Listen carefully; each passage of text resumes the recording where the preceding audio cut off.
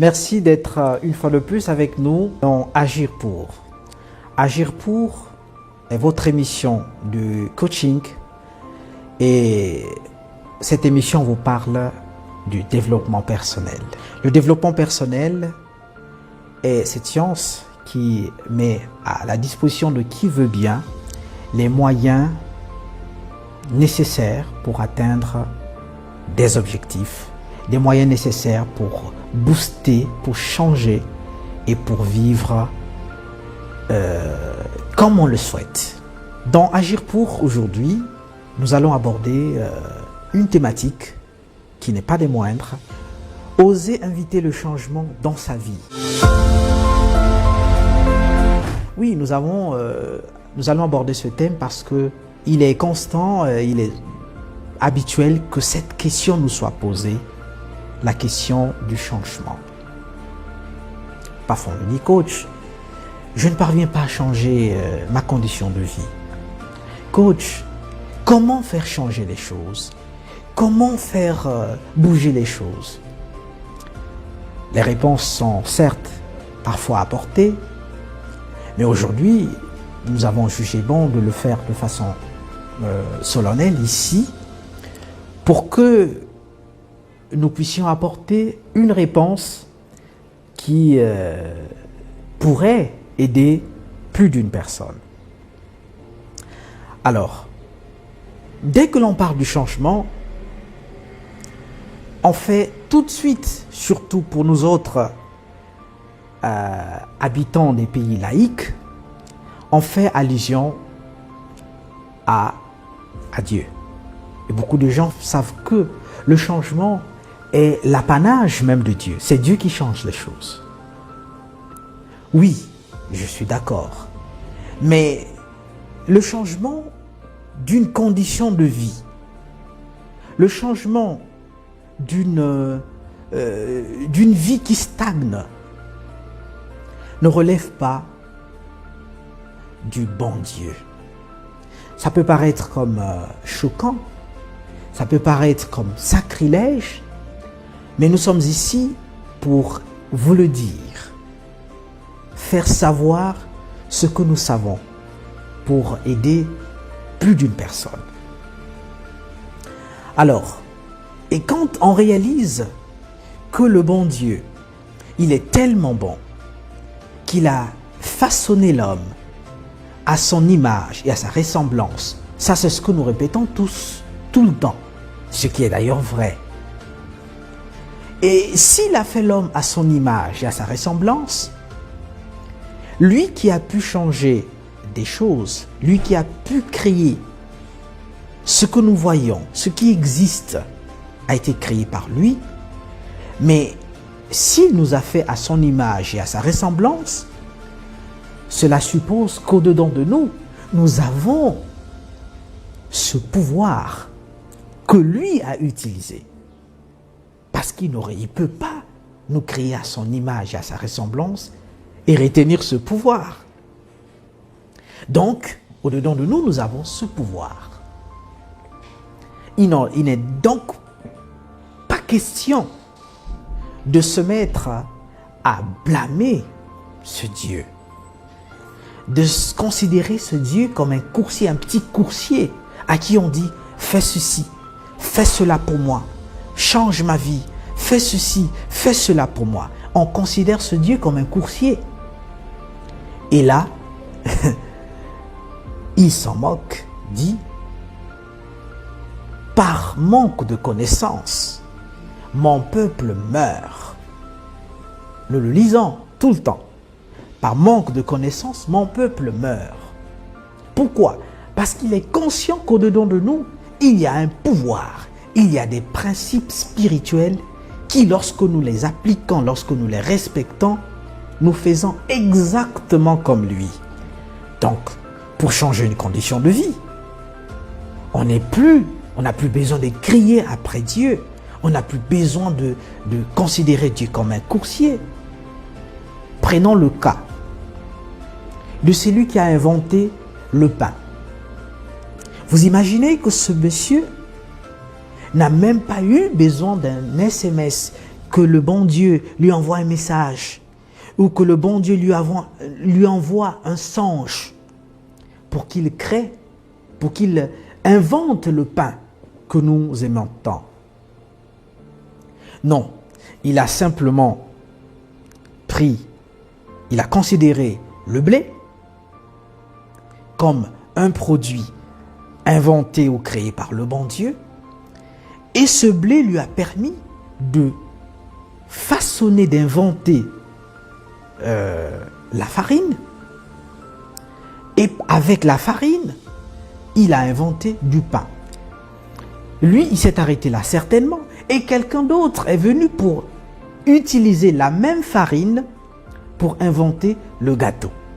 Quelqu'un d'autre est venu pour utiliser la même farine pour inventer quelque chose d'autre, juste avec le produit à la base qui n'est autre que la farine, mais qui dérive du blé.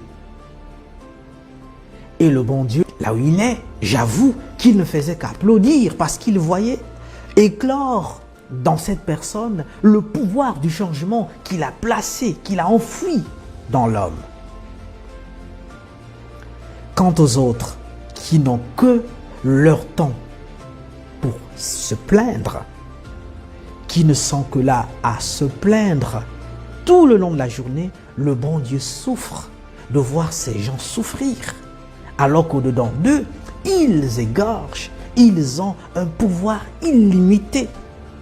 Assurément qu'après cette émission, nous allons démarrer pour une nouvelle vie. C'est d'ailleurs l'objectif de cette émission. Alors, la grande intelligence, la grande sagesse a placé dans la nature, dans l'univers, des lois, des principes, des règles qui, lorsque vous mettez en pratique ces règles, ces lois, assurément que vous allez aboutir, vous aboutirez à la même solution que ceux qui l'ont déjà expérimenté. J'avoue que personne dans le monde n'a réussi s'il n'a pas saisi un seul principe que le bon Dieu a placé dans l'univers. Ce qui me renvoie tout de suite à vous parler d'un exemple le plus patent, la loi de la germination que nous avons tous étudiée, je crois bien, à l'école primaire. Quand vous avez une mangue dans votre main, dans votre paume de main, imaginez que dans cette mangue, vous avez la vie, dans le noyau. Et dans le noyau, vous avez tout un arbre qui a des feuilles, des racines, des troncs. Et dans cet arbre, il y a d'autres mangues. Et donc, dans un noyau, vous avez tout un verger. Donc, pour que vous ayez le verger, il est simple. Il suffit d'agir, c'est-à-dire de pratiquer ou de mettre en place un système. Vous plantez ce noyau, vous l'arrosez et il germe, il va grandir, il va produire des mangues et ces mangues vont produire d'autres manguiers et ces manguiers vont produire d'autres manguiers et vous aurez un verger. C'est vrai qu'aujourd'hui avec le système qui consiste à greffer, on n'a plus besoin certainement du noyau, mais le noyau reste la base. Parce qu'avant de greffer, on a toujours besoin d'un manguier. Alors, donc, le fruit, lui seul, en lui seul contient, lui le fruit, il contient un arbre. C'est-à-dire que nous, si nous nous considérons comme des arbres, c'est-à-dire des êtres humains, mais qui sont à l'image d'un arbre, ça veut dire qu'au-dedans de nous, nous avons l'immense pouvoir, mais alors l'immense pouvoir de transformer notre condition de vie. Peu importe ce que nous voulons. Vous allez me dire oui, tout. Bien sûr que oui. Aujourd'hui, pendant que nous sommes au Congo, pour ceux qui nous suivent au Congo, en Afrique, ou pour tous ceux qui peuvent nous suivre partout dans le monde, nous savons qu'il y a des gens qui vont sur Mars aujourd'hui. Mais ces gens sont nés d'une mère et d'un père comme nous. Alors, qu'est-ce qu'ils ont fait? Ils ont simplement utilisé le pouvoir que l'homme détient, le pouvoir que le bon Dieu a placé au-dedans de chaque homme. C'est lui qui a créé le téléphone portable que nous utilisons chaque jour pour passer des messages, pour appeler. Il a simplement réalisé qu'au-dedans de lui avait un pouvoir de transformer de la matière première en un appareil qui consiste à appeler et envoyer des messages.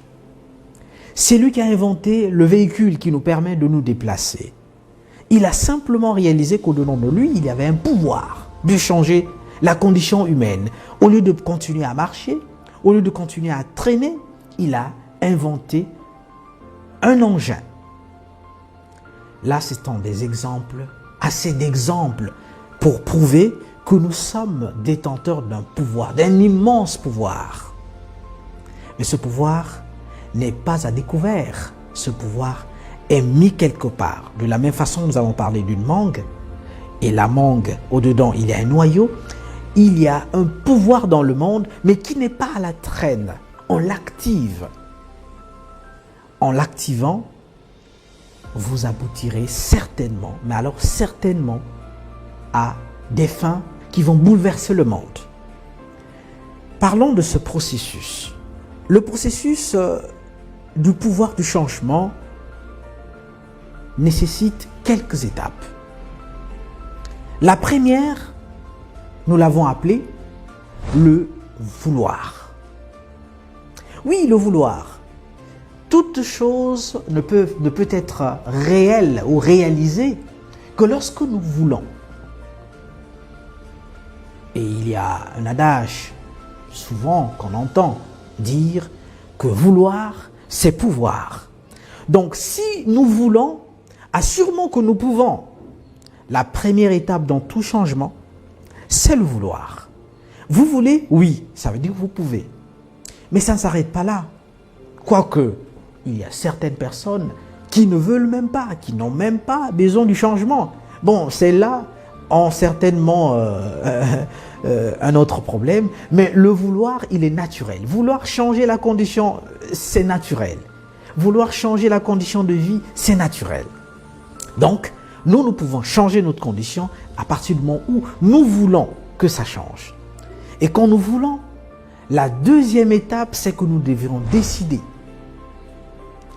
Décider que les choses changent. Vouloir, décider. Et après la décision, vient le passage à l'action.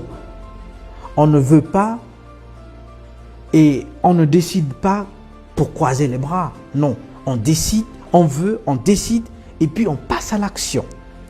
Et le passage à l'action est accompagné d'un plan.